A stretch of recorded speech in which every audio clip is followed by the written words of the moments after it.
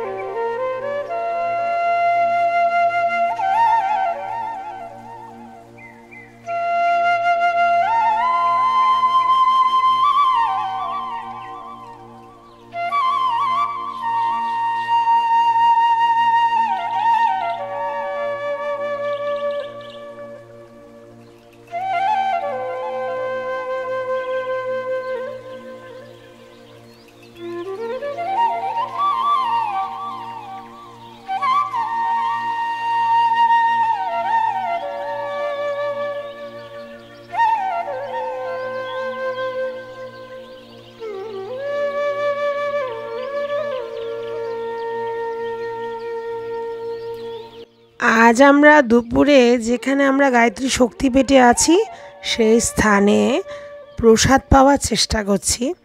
এখানে যা রন্ধন হয় তা মা গায়ত্রীকে দেওয়া হয়, তাই একদম শুদ্ধ এখানে সব কিছু খাবার।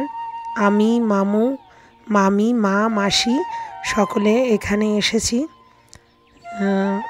আজকে দুপুরে এখানেই প্রসাদ পাবো,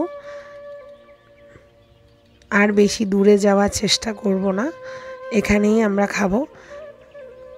কাল সকালেই আমরা দ্বারকা থেকে সোমনাথের উদ্দেশ্যে রওনা হব। আমরা দুপুরবেলা এখানেই বসে প্রসাদ পাওয়ার জন্য বসলাম।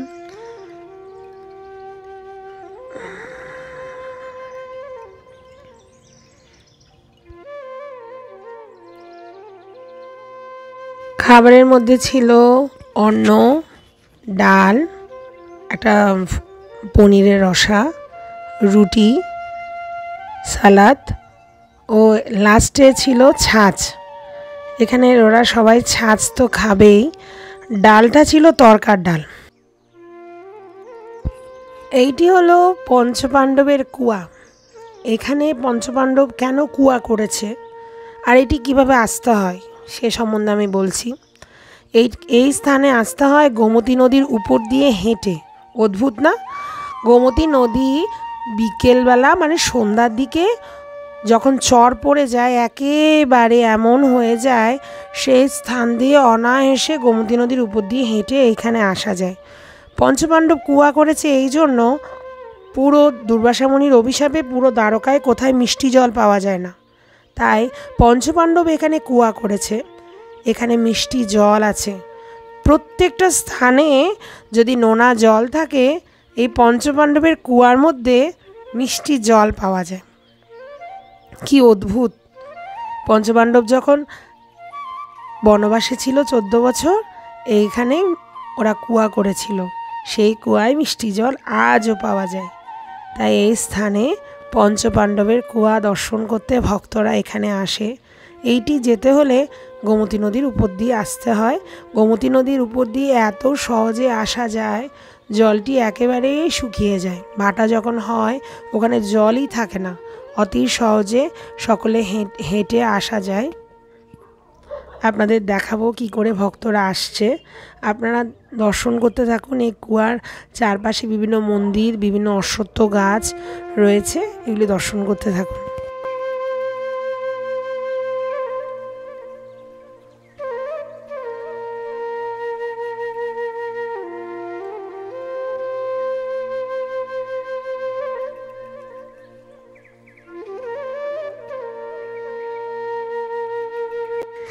এইভাবে সকলে গোমতী নদীর উপর দিয়ে হেঁটে পার হয়ে পঞ্চপাণ্ডবের কুয়া দর্শনের জন্য আসছে।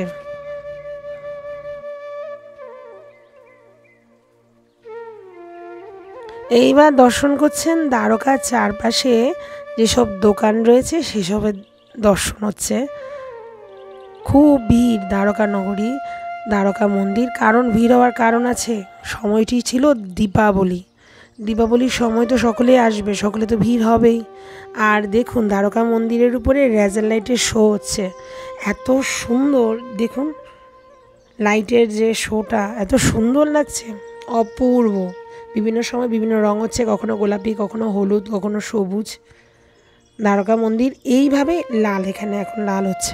এইভাবে আপনাদের দর্শন করাতে পারবো, কারণ ভিতরে মোবাইল নেওয়া একদম নিষেধ। খুব চেকিং করে প্রবেশ করতে হয়, তাই বাইরে থেকে আপনাদের দেখানোর চেষ্টা করছি।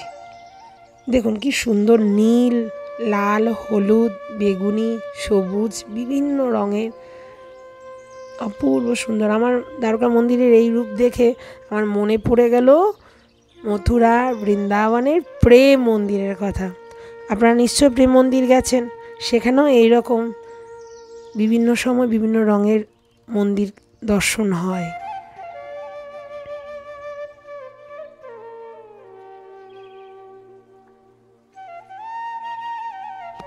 সন্ধ্যার সময় দ্বারকাধীশ মন্দির দর্শন করে আসার সময় আমরা স্বামীনারায়ণ মন্দিরে গিয়েছিলাম।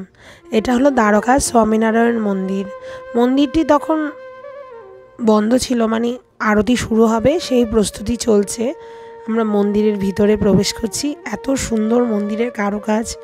প্রত্যেকটা স্বামীনারায়ণ মন্দির আপনারা দর্শন করেছেন নিশ্চয়। কলকাতায় আছে, দিল্লিতে আছে, আহমেদাবাদ আছে, আর এইটা হলো দ্বারকার স্বামীনারায়ণ মন্দির। প্রথমেই দর্শন হচ্ছে মায়ের দর্শন। একে একে করে অনেক এখানে শ্রীবিগ্রহ রয়েছে। মায়ের দর্শনের পর নৃসিংহদেবের দর্শন। ওম নৃসিংহায় নমঃ।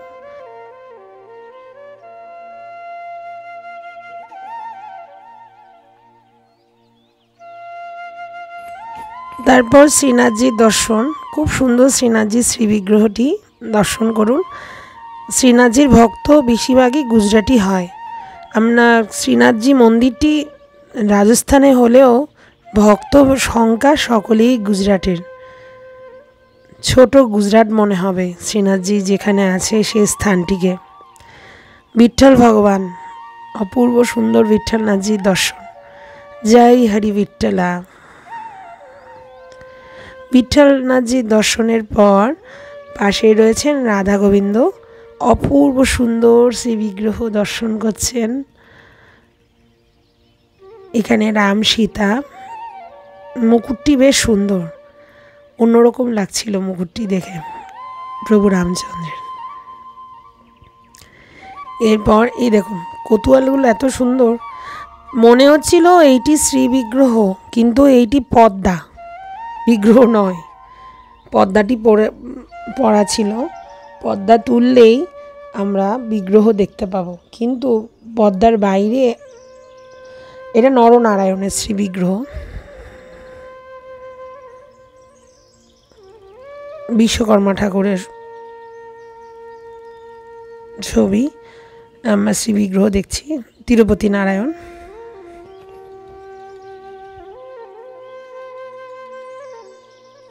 এরপর দত্তাত্রেয় ভগবান, ত্রিনাথ ঠাকুর, অত্রিমুনি আর অনুসূয়া মাতার পুত্র। এই হলো স্বামীনারায়ণের শ্রী বিগ্রহ, দ্বারকার স্বামীনারায়ণের শ্রী বিগ্রহ। আরতির প্রস্তুতি চলছে, আমাদের আরতি দর্শনের সময় নেই। এই হলো গোপাল, শ্রী গোপালজির দর্শন হচ্ছে। পরশুরাম,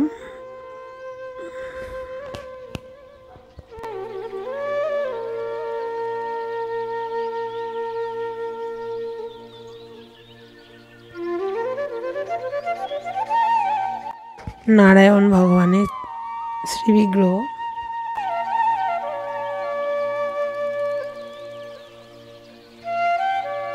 বরাহদেব ভগবান, বামন অবতার। এরপরে এখানে জগন্নাথ, সুভদ্রা, বলভদ্র, গরুড়জি মহারাজ।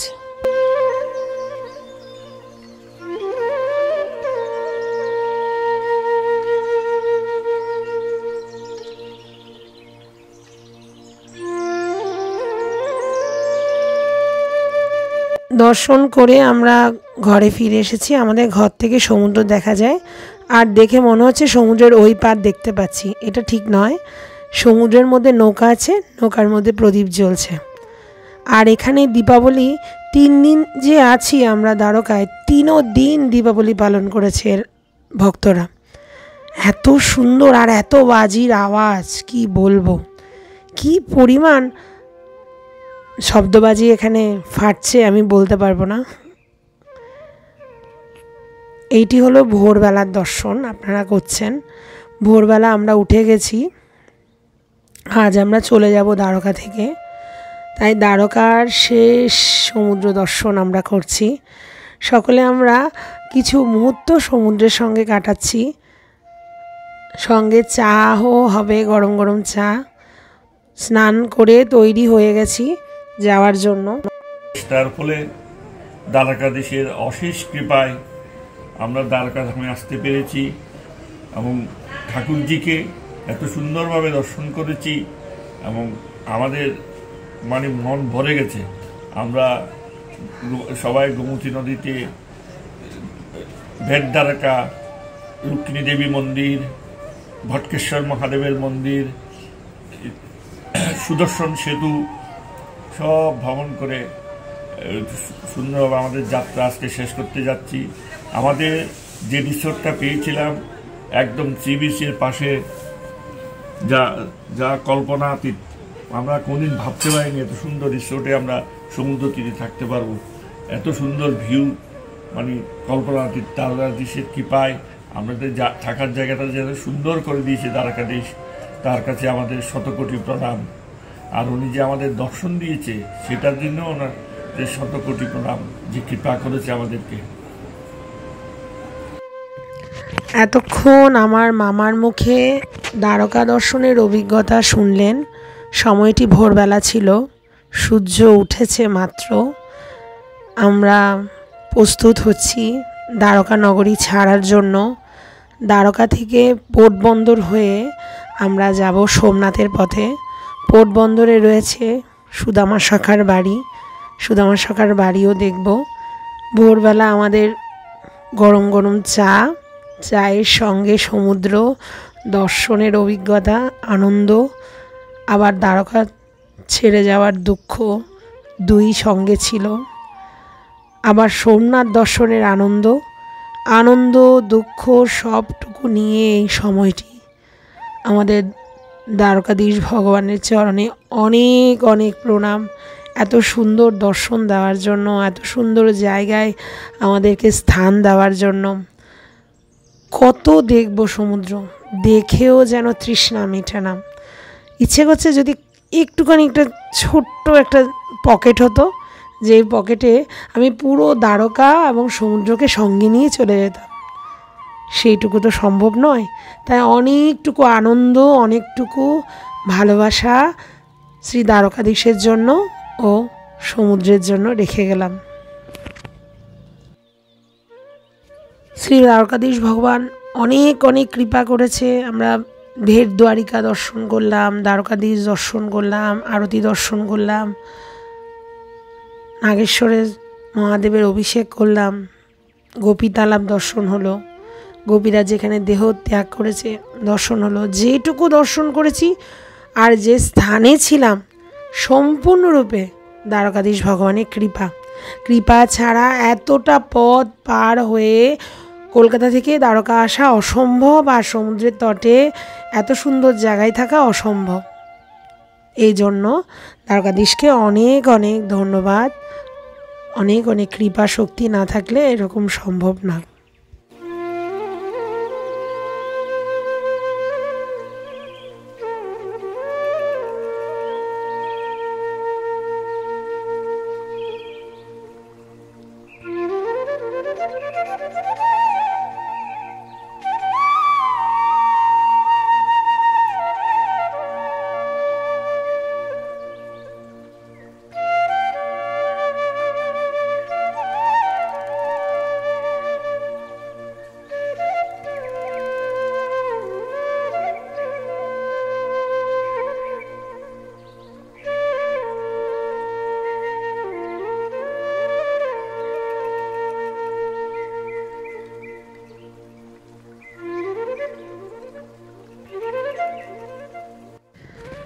আমাদের সমুদ্রের সঙ্গে কিছুটা সময় এইভাবে ঘরে কাটানো পর গাড়ির ড্রাইভারের অপেক্ষা চলছে। গাড়ির ড্রাইভার আসলেই উঠে যাব।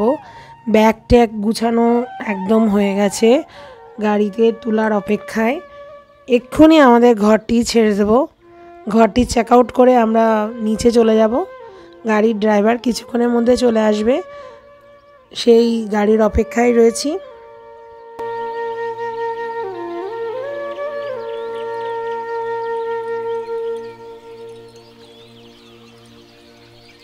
গাড়ির ড্রাইভার আসার আগে একটু সমুদ্রের কাছে চলে যায়। এখানে সমুদ্রের একটা কথা আমি বলতেই ভুলে গেছি। পুরীর সমুদ্রে এতটা ঝিনুক পাওয়া যায় না যতটা ঝিনুক এই দ্বারকার সমুদ্রে পাওয়া যায়। কি পরিমাণ ঝিনুক শামুক পাওয়া যায় আমি কল্পনার অতীত। কেউ যদি ভালোবেসে থাকে ঝিনুক শামুক, তাদের অবশ্যই এই দ্বারকার সমুদ্র আসা উচিত। আসলেই আপনারা ঝিনুক শামুক, বিভিন্ন রকম শামুক, কত রকম যে হতে পারে। আরে কি স্বচ্ছ এই জায়গাটি দেখুন। আমি বলতে পারবো না, এত আনন্দ পাবেন আপনারা। আর আমার মামি আর মাসি এত শামুক আর ঝিনুক নিচ্ছে, আমার অতটা পছন্দ না, আমার ওই জলটাই পছন্দ, স্বচ্ছ জল, এই জলটাই আমার ভালো লাগে।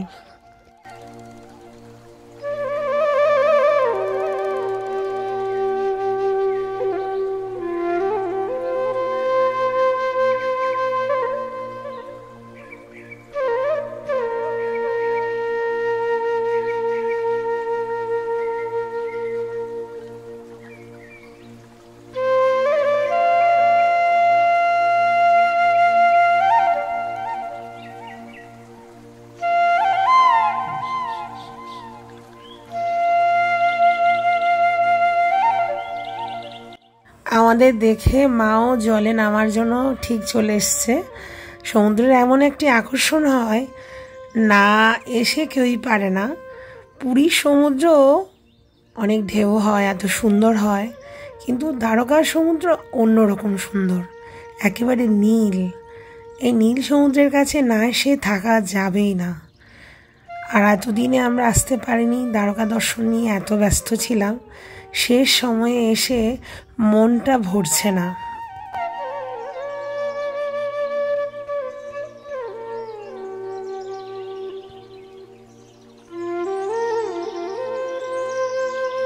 মুহূর্তটি একটু উপভোগ করার চেষ্টা করছি। আপনাদের কেমন লাগলো মুহূর্তটি দর্শন করে আমাকে কমেন্ট বক্সে জানাবেন।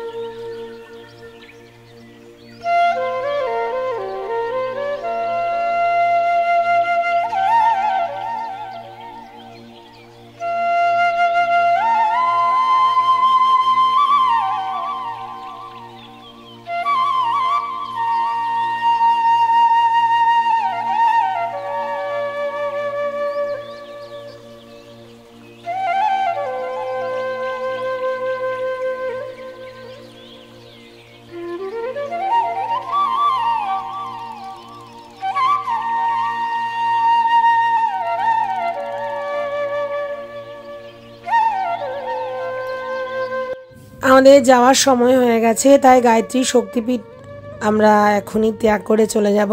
তাই গায়ত্রী মন্দিরে মা গায়ত্রীকে প্রণাম করতে আসলাম।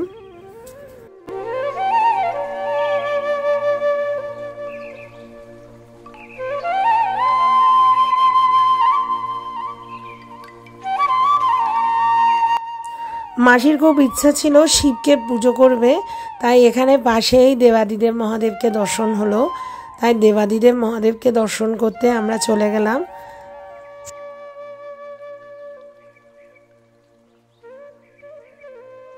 এই যে দেখুন দেবাদিদেব মহাদেবের শ্রী বিগ্রহ।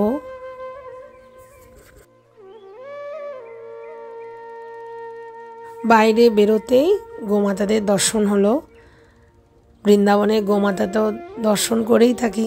এ হলো দ্বারকার গোমাতা ও নন্দীজি মহারাজ, প্রণাম করছি আমরা।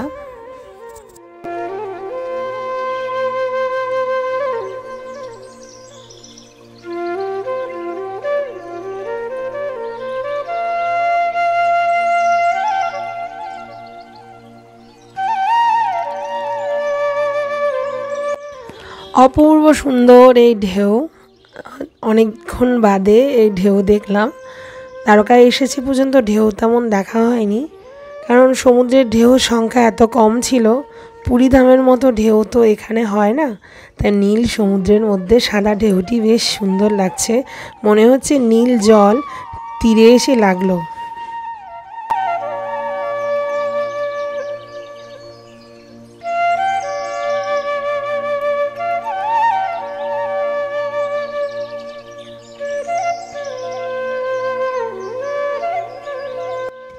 বারবার সমুদ্রের দিকে আমরা চলে আসছিলাম, কিন্তু আমাদের যে যাওয়ার সময় হয়ে গেছে, গাড়ির ড্রাইভার এসে গেছে, আমাদের খেয়াল নেই।